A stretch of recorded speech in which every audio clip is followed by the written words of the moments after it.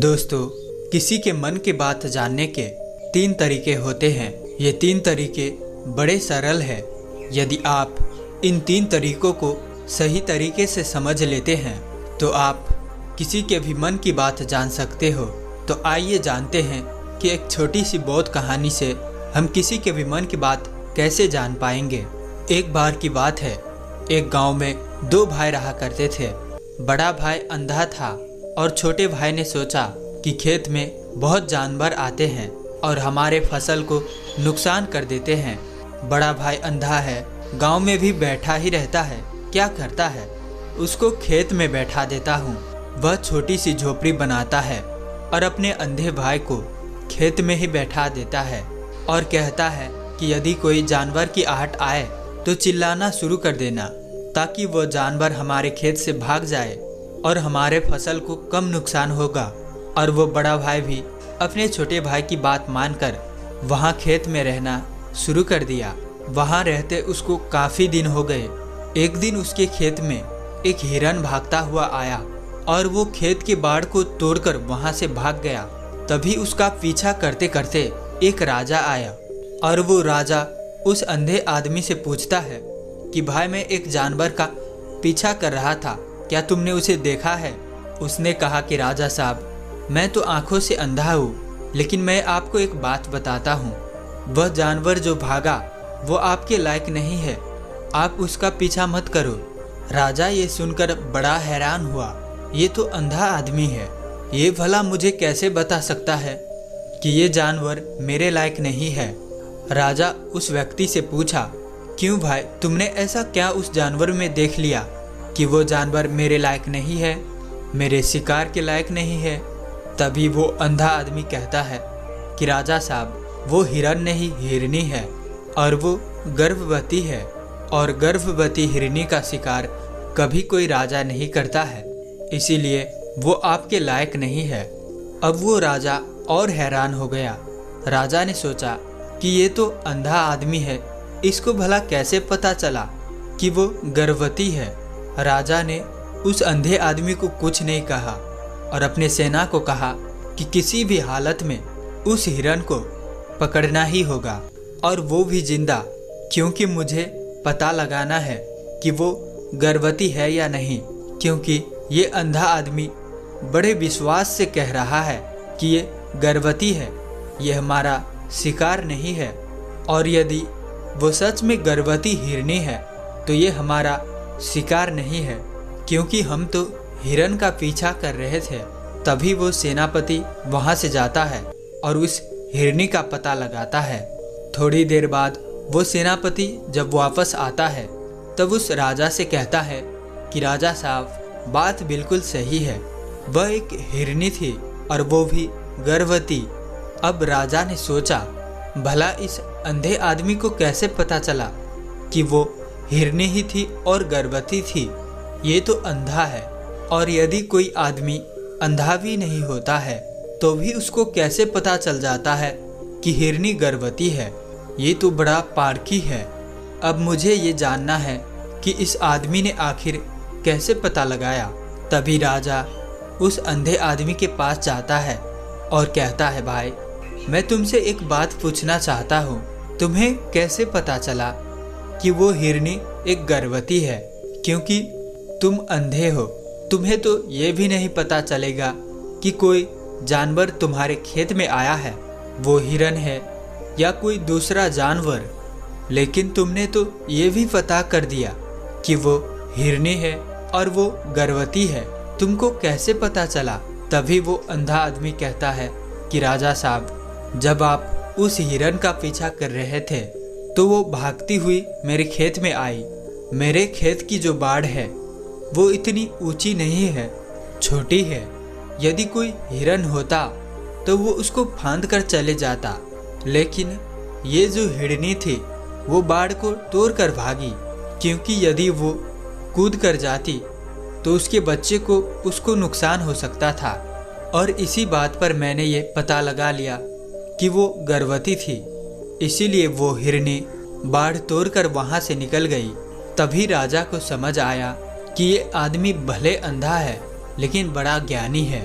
इस आदमी से कुछ काम निकलवाना चाहिए। और वो राजा अपने नगर चला जाता है। 2-4 दिन के बाद वह अपने सेनापति को भेजता है कि उस अंधे आदमी को अपने राज्य में लेकर आओ। और वो सेनापति आता है और उस अंधे आदमी को राजा के राजमहल चलने के लिए कहता है। अंधे आदमी को पता था कि राजा जरूर मुझे कुछ न कुछ ऐसे काम देगा जिससे जो राजा मुझे पक्का मुसीबत में डालेगा। लेकिन राजा साहब का आदेश था, इसीलिए उसे महल चलना ही पड़ा। वह अंधा आदमी और सेनापति दोनों राजा के महल चल दिए। जब वह महल गया तो महल जाते ही राजा ने उस अंधे आदमी से एक सवाल पूछा कि आप तो बड़े ज्ञानी हैं और बड़े पारखी हैं, आपको किसी भी बात का पता लगाने में ज़्यादा समय नहीं लगता, तो मुझे यह बताओ कि मेरी पत्नी पतिव्रता है या नहीं। तभी वो अंधा आदमी कहता है कि राजा साहब जाने दीजिए, इन बातों पे कुछ भी नहीं रखा है। आपकी शादी को इतना साल हो गए और अभी आपको ये बात जाननी है। राजा ने कहा, नहीं, मुझे इस बात को जानना है और तुम मुझे बताओ, नहीं तो तुम्हें सज़ा मिलेगी। और वो अंधा आदमी कहता है, राजा साहब ठीक है, लेकिन आपको एक काम करना होगा, आपकी पत्नी को मेरे साथ कमरे में अकेले छोड़ना होगा।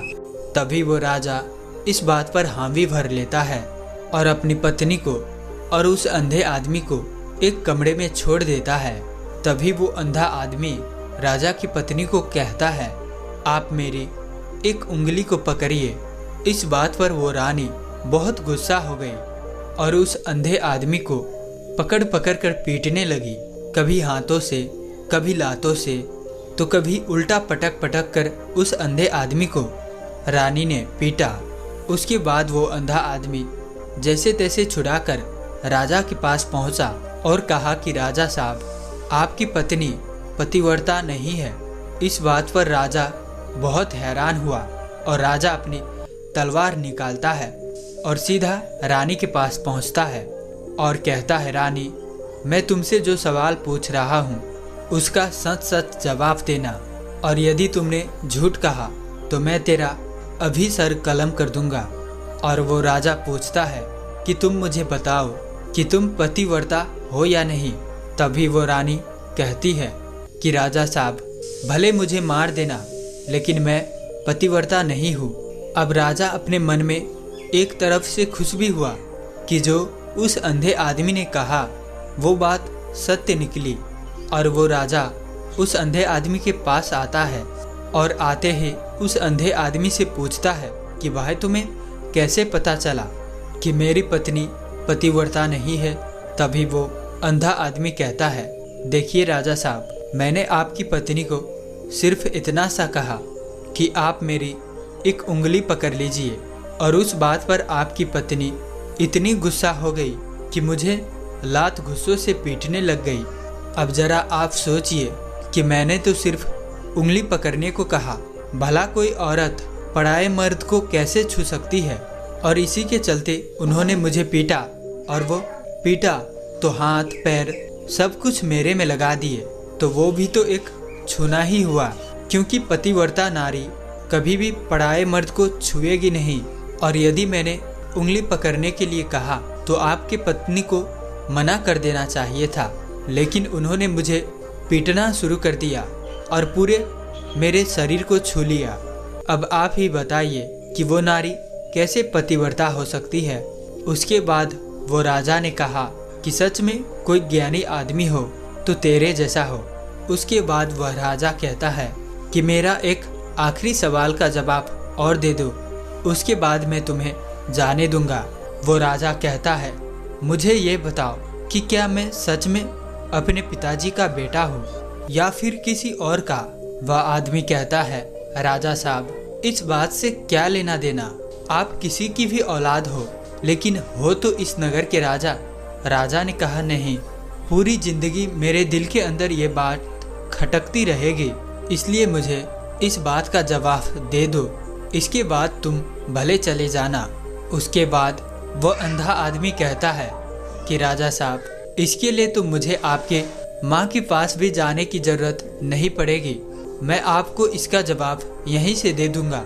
बस आप वादा करो कि आप गुस्सा नहीं करोगे। राजा कहता है, नहीं, मैं गुस्सा नहीं करूंगा। जो भी बात हो वो तुम मुझे बताओ।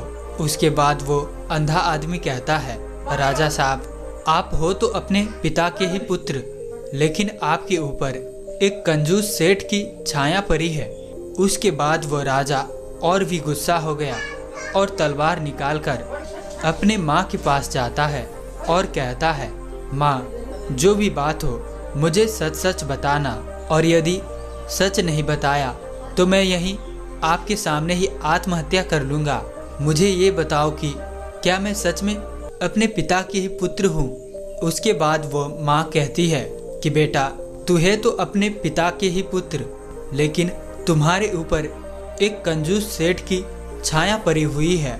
मैं एक बार नहाने के बाद अपना मुंह कांच में देख रही थी, तभी कांच के अंदर से पीछे एक कंजूस सेठ नजर आ जाता है। उसी की छाया तुम्हारे ऊपर पड़ गई। उसके बाद वो राजा अंधे आदमी के पास आता है और कहता है कि मुझे इस बात का जवाब दो कि तुम्हें कैसे पता चला कि मेरे ऊपर एक कंजूस सेठ की छाया पड़ी हुई है। तभी वो अंधा आदमी कहता है कि राजा साहब, आपने मुझसे 2 सवालों का जवाब ले लिए हैं और उन सब का जवाब मैंने आपको बड़े ही सरल तरीके से दिया। अब तक मैं तो कोई दूसरा राजा होता तो मुझे बहुत सारा धन दे चुका होता, इनाम में कुछ दिया होता, लेकिन आपने तो अभी तक मुझे फूटी कौड़ी भी नहीं दी। और इसी बात पर मैंने पता लगा लिया कि आप बहुत कंजूस हो। तभी वो राजा मुस्कुराने लगता है और कहता है कि आप जो भी मांगोगे मैं वो दे दूंगा, पर मुझे ये बताओ कि तुम्हें कैसे पता चल जाता है कि कोई बात सही है या गलत है। तुम किसी भी सवाल का जवाब कैसे ढूंढ लेते हो। तभी वो अंधा आदमी कहता है कि राजा साहब, मैं तो वैसे अंधा हूँ। यदि मेरे आंखें होती तो मैं किसी के भी मन की बात जान सकता हूँ। मन की भी एक भाषा होती है, लेकिन इसको आदमी के शरीर से देखा जाता है कि आदमी अपने शरीर से, अपनी आँखों से, अपनी होठों से, अपनी चेहरे से कैसी क्रियाएं करता है, उसके आधार पर हम किसी के भी मन की बात जान सकते हैं। लेकिन मैं ये सब नहीं देख सकता, इसीलिए मैं क्रिया से देखता हूँ। यदि मुझे कुछ बात जाननी हो तो अगले आदमी को कोई काम देना पड़ता है, और वो आदमी कैसे काम करता है, किस तरीके से काम करता है, उसके आधार पर मैं उसका पता लगा लेता हूँ कि उस आदमी के मन में क्या चल रहा है। उसके बाद वह अंधा आदमी राजा साहब को कहता है कि राजा साहब, किसी के भी मन की बात जानने से पहले हमें अपने ऊपर काम करना होता है, और वह काम है अपने मन को शांत करना, अपने मन को वर्तमान में लाना होता है। 3 जो तरीके हैं वो तरीके बड़े सरल हैं। उससे पहले सबसे बड़ा काम है वो है हमारे मन को एकाग्रता करना पड़ता है। हम अपने मन को एकाग्र कर देते हैं या फिर उसे वर्तमान में ला देते हैं। उसके बाद ही हम अगले व्यक्ति के मन की बात जान पाते हैं, क्योंकि अगला जो आदमी है वो अपने मन में वर्तमान में सोच रहा है, और हमें भी अपने मन को वर्तमान में लाना होगा, तभी हम उसके मन की बात जान पाते हैं। यदि हम अतीत में हुई घटनाओं के बारे में सोच रहे हैं तो वो जो अगला आदमी वर्तमान में अपने मन में सोच रहा है, वर्तमान में अपने बातें कर रहा है, वो हम कैसे जानेंगे। किसी भी मन की बात जानने से पहले हमें हमारे मन को एकाग्र करना होगा और शांति से वर्तमान में लाना होगा। उसके बाद ही हम ये 3 तरीके जो बताने वाला हूँ, उन 3 तरीकों से बड़े ही सरल से, आसानी से किसी के भी मन की बात जान सकते हो। उसके बाद वह अंधा आदमी कहता है, राजा साहब, जो पहला तरीका है आँखों पर ध्यान देना, किसी व्यक्ति से बात करते समय उसकी आँखों में ध्यान देना, ये सबसे ज़्यादा ज़रूरी है, क्योंकि आँखें बोलती नहीं पर बहुत कुछ कह जाती है। यदि हम किसी व्यक्ति की आंखों के इशारा को समझना सीख जाए तो हम जान पाएंगे कि व्यक्ति की दिमाग में क्या चल रहा है। मेरे पास तो आंखें नहीं है, लेकिन मैंने अपने गुरु से ये विद्या सीख रखी है।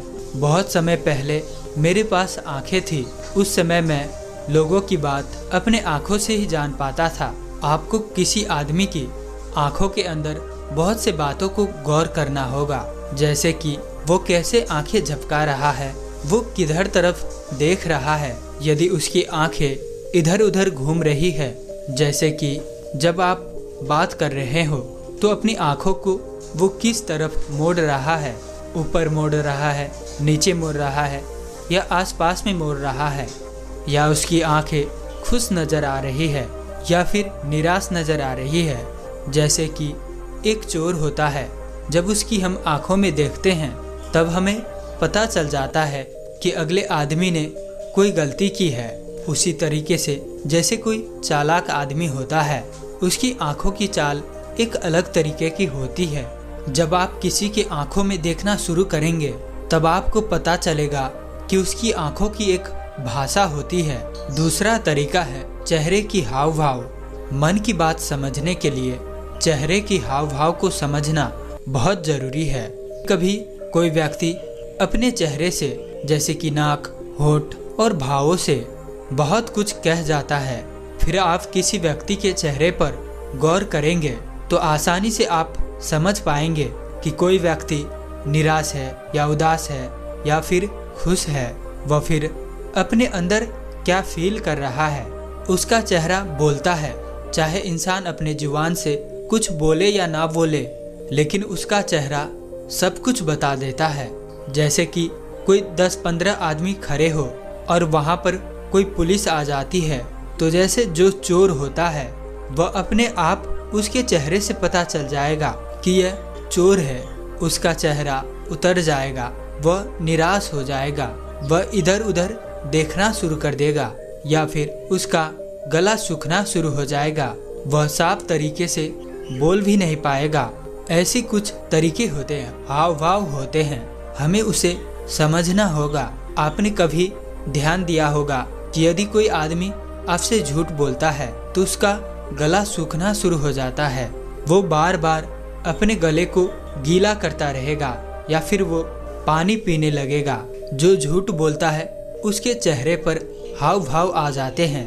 तो इसी तरीके से हमें आदमी की चेहरे को पढ़ना होता है कि उसकी भाव क्या कर रहे हैं, उसकी आंखें, उसकी नाक, होठ क्या कर रहे हैं, किस प्रकार की चाल कर रहे हैं। और तीसरा तरीका होता है हाथ के इशारे और बॉडी लैंग्वेज को समझे। मन की बातों को समझने के लिए हाथों के इशारे और बॉडी लैंग्वेज को समझना बहुत ज़रूरी है।